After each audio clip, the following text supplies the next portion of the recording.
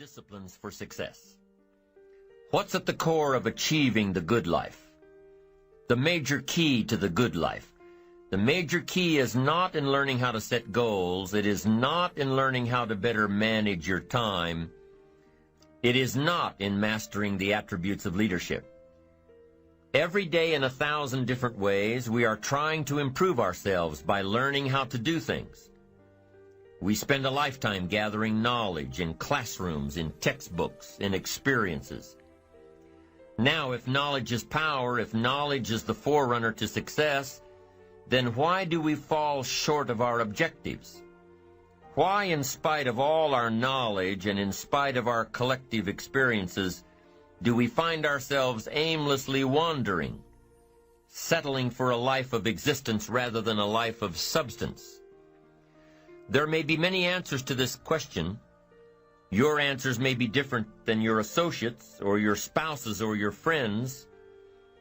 While there may be many answers to this question, the fundamental answer is the absence of discipline.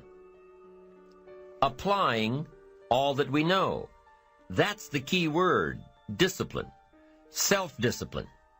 We might add one more word here, consistent. Consistent self-discipline. It doesn't really matter how smart you are or how much you know if you don't use it. It doesn't really matter that you graduated magna cum laude if you're stuck in a low-paying job.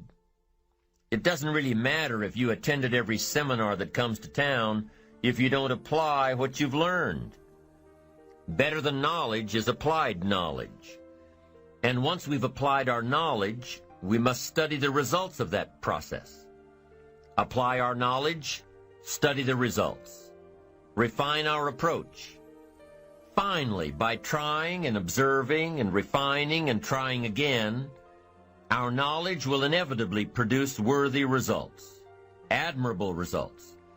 And with the joy and results of our efforts, we continue to apply, to learn, to observe, to fuel our ambition with the positive reinforcement of continued progress. Pretty soon, we'll find that we're swept into a spiral of achievement, a vertical rise to success. And the ecstasy of that total experience makes for a life of triumph over tragedy, dullness, and mediocrity. But for this whole process to work for us, we must first master the art of discipline, self-discipline, consistent self-discipline. It takes consistent self-discipline to master the art of setting goals, to master the art of time management, to master the art of leadership, to master the art of parenting and relationships. If we don't make consistent self-discipline part of our daily lives, the results we seek will be sporadic and elusive. It takes a consistent effort to truly manage our valuable time, or we'll be consistently frustrated. Our time will be eaten up by others whose demands are stronger than our own. It takes discipline to conquer the nagging voices in our minds, the fear of failure, the fear of success, the fear of poverty, the fear of a broken heart. It takes discipline to keep trying when that nagging voice within us brings up the possibility of failure. It takes discipline to admit our errors and recognize our limitations. The voice of the human ego speaks to all of us. Sometimes the voice of ego says that we should magnify our value beyond our results. It leads us to exaggerate, to not be totally honest. It takes discipline to be totally honest, both with ourselves and with others. Be certain of one thing: every exaggeration of the truth, once detected by others, destroys our credibility and makes all that we say and do suspect. As soon as a business colleague figures out that we tend to exaggerate, guess what? They'll always think we exaggerate, and they'll never quite hold us in the same regard again. Never. The tendency to exaggerate, distort, or even withhold the truth is an inherent part of all of us. It starts when we're kids. Johnny says, "I didn't do it. I didn't do it." Well, maybe Johnny didn't do it, but he probably had something to do with it. And then it continues when we're adults. exaggerating the benefits of a product to make a sale, exaggerating our net worth to impress old friends, exaggerating how close we are to closing a deal to impress the boss. And only an all-out, disciplined assault can overcome this tendency. It takes discipline to change a habit, because habits are formed a little bit each day, every day, every day. Once habits are formed, they act like a giant cable. They act like a nearly unbreakable instinct that only long-term disciplined activity can change. We must unweave every strand of the cable of habits slowly and methodically until the cable that once held us in bondage becomes nothing more than scattered strands of wire. It takes the consistent application of a new discipline, a more desirable one, to overcome one which is less desirable. It takes discipline to plan. It takes discipline to execute our plan. It takes discipline to look with full objectivity at the results of our applied plan. And it takes discipline to change either our plan or our method of executing that plan if the results are poor. It takes discipline to be firm when the world throws opinions at our feet. It takes discipline to ponder the value of someone else's opinion when our pride and our arrogance leads us to believe that we are the only ones with the answers. With this consistent discipline applied to every area of our lives, we can discover untold miracles and uncover unique possibilities and opportunities. Now, if discipline is the key word and if discipline is the key action, then what exactly is discipline? One good answer might be that discipline is a constant human awareness of the need for action and a conscious act by us to implement that action. Discipline is an awareness of the constant need for action and a conscious act to implement that action. If our awareness and our implementations occur at the same time, then we begin a valued sequence of disciplined activity. Now, here's the other side of discipline. If there's considerable time that passes between the moment of awareness and the time of our implementation, then that is called procrastination. Procrastination, doing it tomorrow instead of today. Procrastination, an almost exact opposite of discipline. The voice within us says, get it done. Discipline then says, do it now. Do it to the best of your ability, today, tomorrow, and always, until finally the worthy deed becomes instinctive. Procrastination says later, tomorrow, whenever I get a chance. Procrastination also says do what is necessary to get by or to impress others. Do what you can, but not what you must. In every circumstance we face, we are constantly presented with these two choices. Do it now or do it later.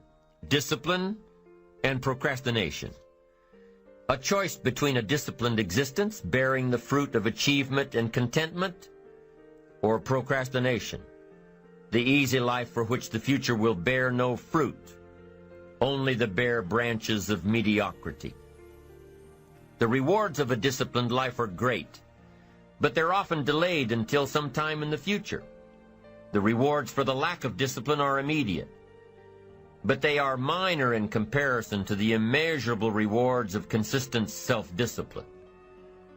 An immediate reward for lack of discipline is a fun day at the beach.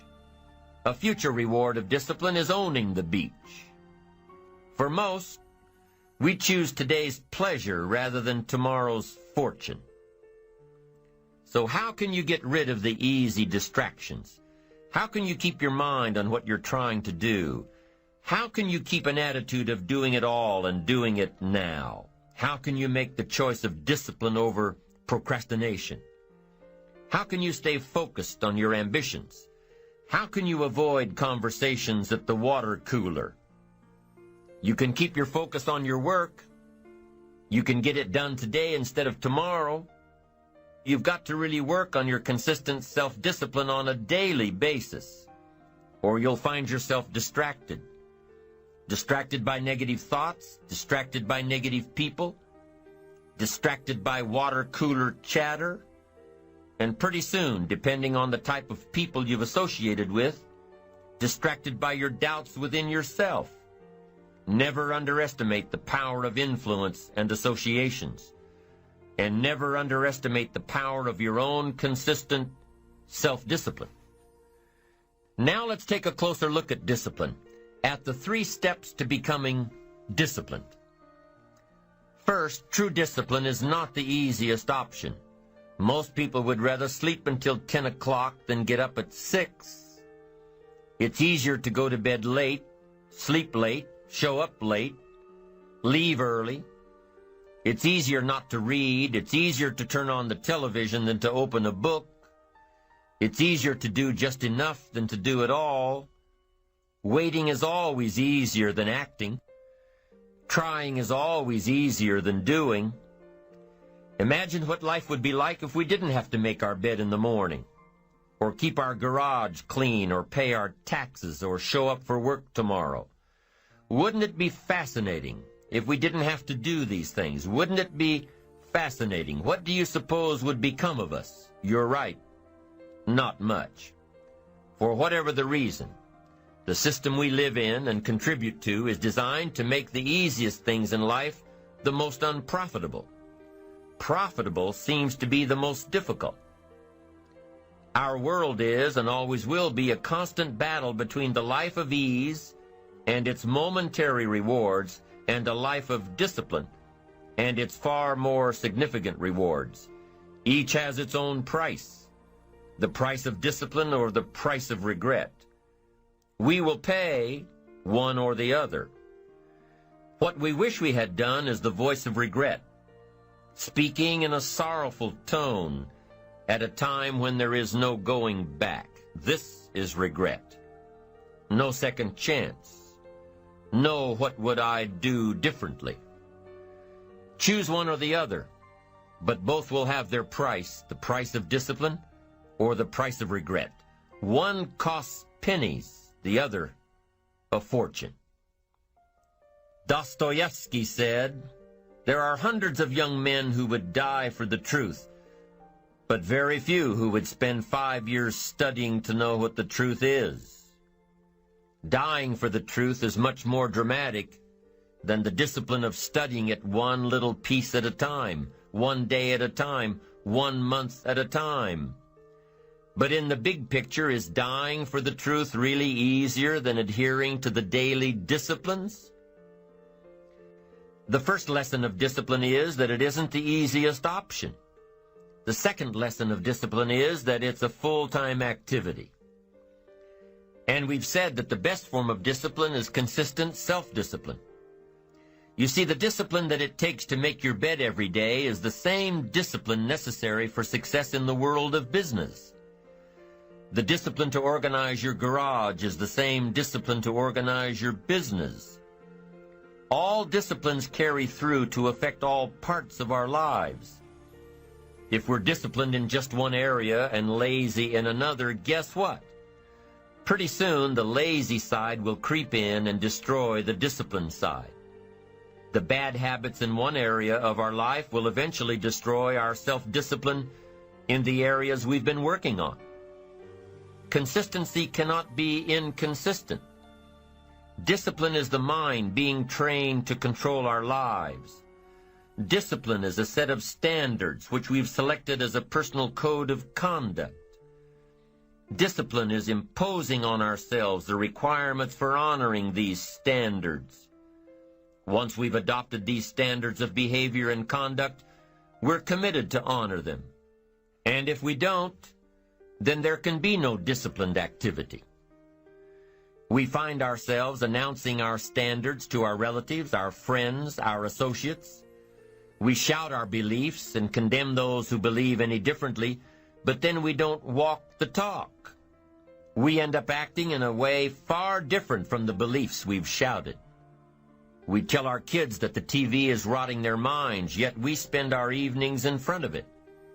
We tell our employees that they must take advantage of every minute of the working day, yet we spend 3 hours at lunch. Do as I say, not as I do. This is inconsistent. This leads to a loss of credibility among those who watch us. And more importantly, this leads to a loss of credibility within ourselves. The only thing worse than one who is inconsistent in applying their self-imposed disciplines is one who has never considered the need or the value of discipline at all. These people seem to wander aimlessly, changing procedures, changing standards, changing loyalties, and shifting frequently from one commitment to another, leaving behind a trail of broken friendships, unfinished projects, and unfulfilled promises, all because of a discipline that was either non-existent or imposed so infrequently that it was ineffective. Here's the third step to becoming consistently self-disciplined. Number one is realizing that discipline isn't the easiest option. Number two, discipline is a full-time activity, day by day, every day. And the third step to becoming self-disciplined is really a philosophy that holds one of life's unique promises. Number three simply says, for every disciplined effort, there is a multiple reward. That's one of life's great arrangements. For every disciplined effort, a multiple reward. For every disciplined effort, a multiple reward. What a concept. If you render unique service, your reward will be multiplied. If you're fair and honest and patient with others, your reward will be multiplied. If you give more than you expect to receive, your reward is more than you expect. But remember, the key word here, as you might well imagine, is discipline. Everything of value requires care and attention. Everything of value requires discipline. Children require discipline. They must have a structure built for them. They must have boundaries to work within so they feel secure and comfortable to explore and grow. They must learn to recognize what's right and what's wrong, what's acceptable behavior, what's not acceptable. Children require unwavering discipline, consistent discipline, or they'll be confused as to how they're supposed to behave. Likewise, our thoughts require discipline. We must set up our inner boundaries, our codes of conduct, or our thoughts will be confused. And with confused thoughts, we'll end up being confused, hopelessly lost in the maze of life. And confused thoughts produce confused results. Look around you at this very moment in time. What might you be doing that needs attention? Perhaps you're listening to this program as you drive along in traffic, blowing your horn at someone ahead of you who isn't driving at the speed you'd like to. Perhaps you're listening alone because you've had a disagreement with someone you love or someone who loves you, and your anger won't allow you to speak to that person. Wouldn't this be an ideal time to examine your need for a new discipline? Perhaps you're on the brink of giving up or starting over or starting out, and the only missing ingredient to your incredible success story in the future is a new and self-imposed discipline that will make you stay longer and try harder and work more intensely than you ever thought you possibly could. The most valuable form of discipline is the one that you impose on yourself. Don't wait for things to deteriorate so drastically that someone else must impose discipline into your life. Wouldn't that be tragic? How could you possibly explain the fact that someone else thought more of you than you thought of yourself? That they forced you to get up early and get out into the marketplace when you would have been content to let success go to someone else who cared more about themselves? Your life, my life, the life of each one of us is going to serve as either a warning or an example. A warning of the consequences of neglect, self-pity, lack of direction and ambition, or an example of talent put to use, of discipline, self-imposed, and of objectives clearly perceived and intensely pursued. Now, can too much discipline be a bad thing? Can you possibly be too disciplined? Too much of anything is a bad thing. Life without balance results in an unbalanced life. Walking around the block every day is good. Walking or running 6 hours a day is bad. It's obsessive, unless, of course, you make your living as a marathon runner. Then you're doing your job. Eating an apple a day is good. Eating only apples is bad. You won't get all the protein and vitamins and nutrients your body needs. Working hard, burning the midnight oil, doing it until is good.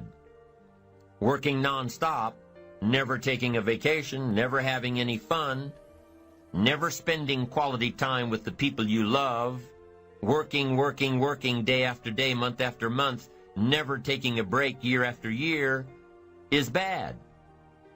If you've got your nose to the grindstone all the time, how are you ever going to spot new opportunities, consider new ideas? It doesn't work that way.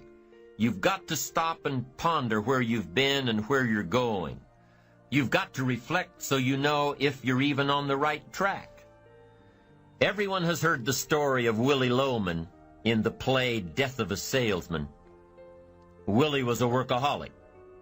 He typified the old-fashioned concept of success. After all, if you're always working, you must be successful. No, it doesn't work that way. For workaholics, there's never enough work. They can work 10, 12, 14 hours a day, take 2 jobs, work them back to back. The only satisfaction is fighting off sleep, denying life's pleasures, getting more tasks done. Some people are impressed with this type of behavior. But just because a workaholic spends too much time working, that doesn't mean he or she ends up with the most money. These people are generally more task-oriented than results-oriented. They're busy being busy, not busy being productive. Workaholics generally end up alienating their families, losing their health, facing a crisis of values.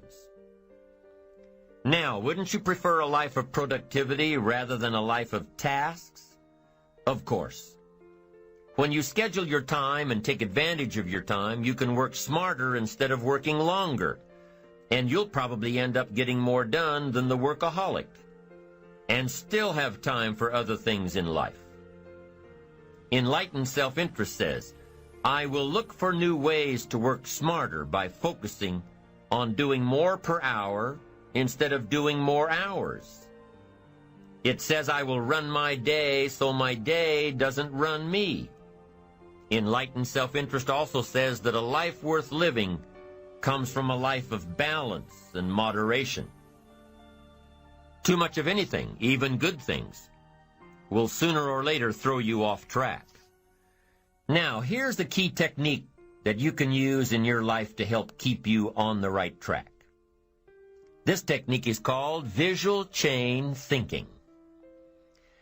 Ambitious people don't see each step toward their goals as a singular step, each discipline as a singular discipline, each project as a singular project, each sale as a singular sale.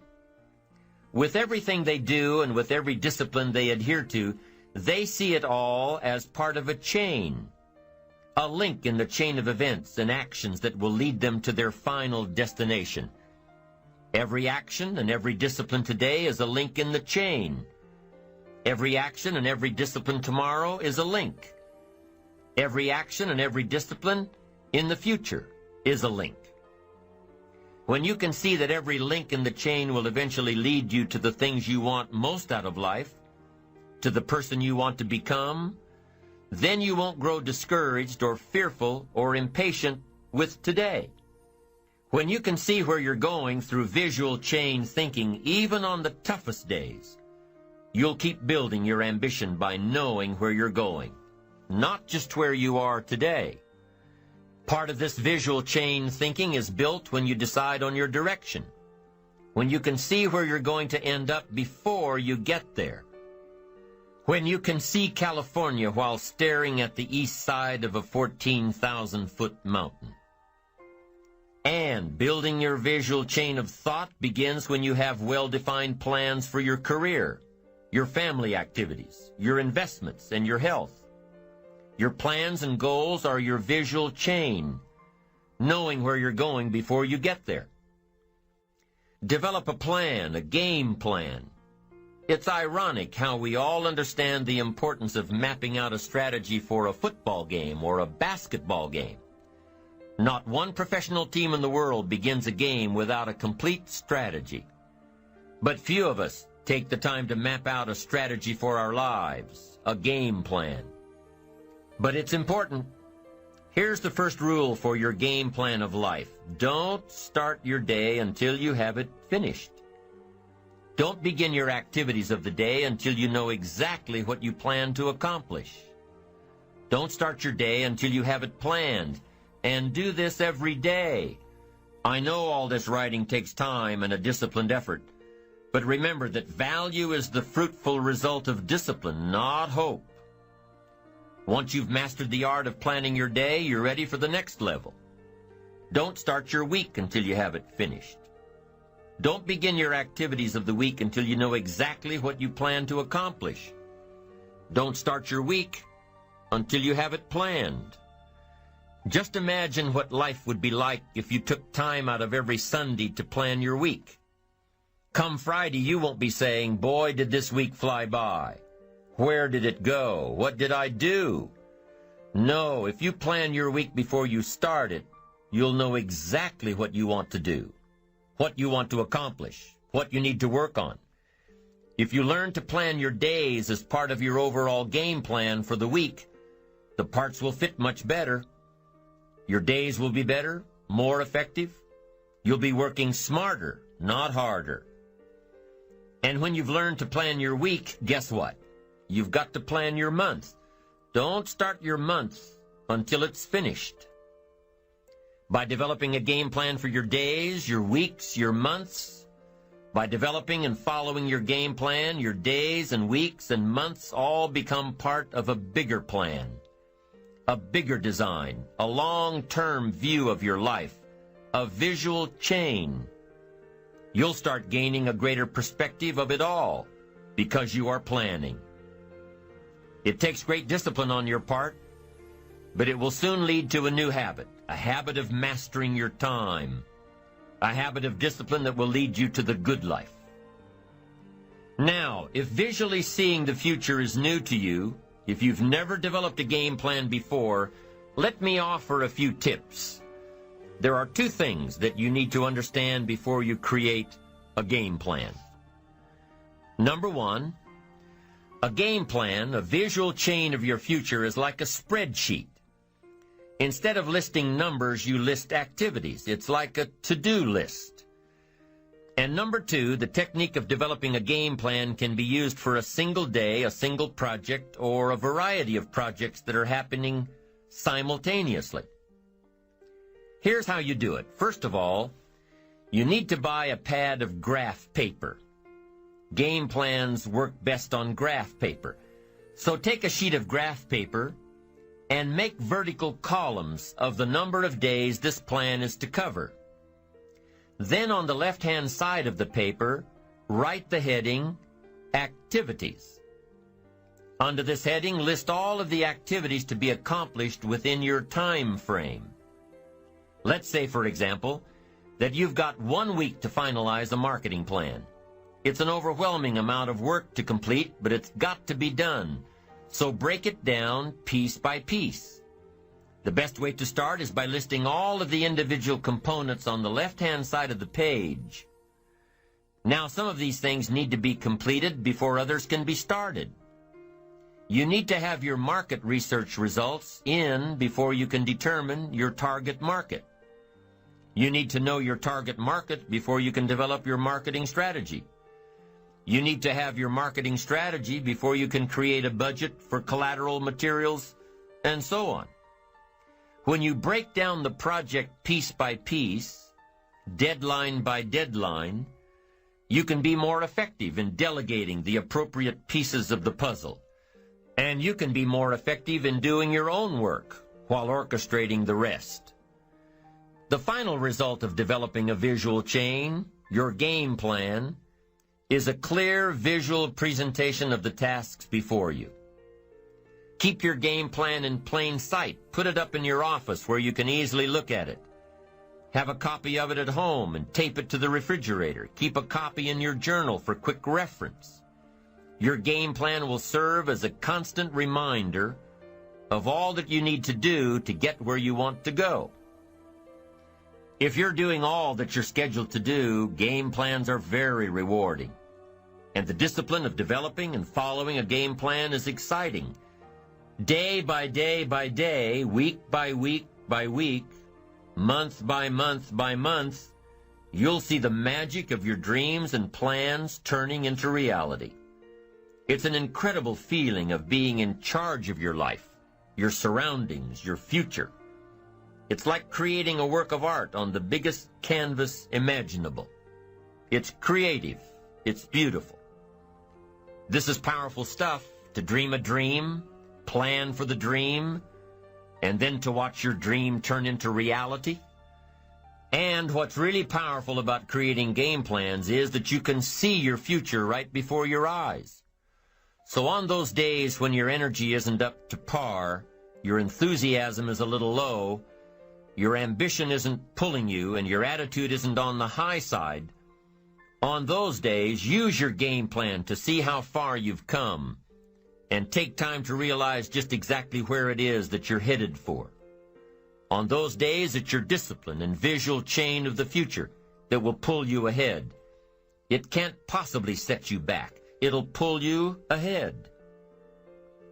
Develop a game plan for your life, and make sure that it includes more than work projects. Make sure that your game plan includes time for recreation, time for reflection, time for exercise, time for health, time for spirituality. Let's say you've developed your plan and you've penciled in writing a report from 9 a.m. to 10 a.m. Well, what if you don't do your best report writing this early in the morning? What if you do this kind of work best at 3 in the afternoon? Then juggle your projects around a little. Know yourself well enough to know what you do best at different times of the day, of the week, of the month. Know the best time for you to accomplish a certain type of task, and schedule it during those times. You have to work with your game plan in order for it to best work for you, and you have to maintain the discipline of working your plan until what? Until you've got it down. In the end, it is your own discipline that acts as the magic catalyst to give substance and depth to your ambition, to achieve your own plans and dreams, to have what you want to have, and to become what you want to become. Your consistent self-discipline is the magic catalyst. The ultimate question cannot be whether you are going to make the fundamental disciplines your own. The ultimate question is when. With the intense and consistent application of worthy disciplines, we have the individual and collective capacity to change ourselves, our incomes, our attitudes, our lifestyles, and our effect on other people. We can change opinions, we can change leadership, we can even change the direction of our nation. We have the chance, we have the capacity, we have the answers, and we have the ability.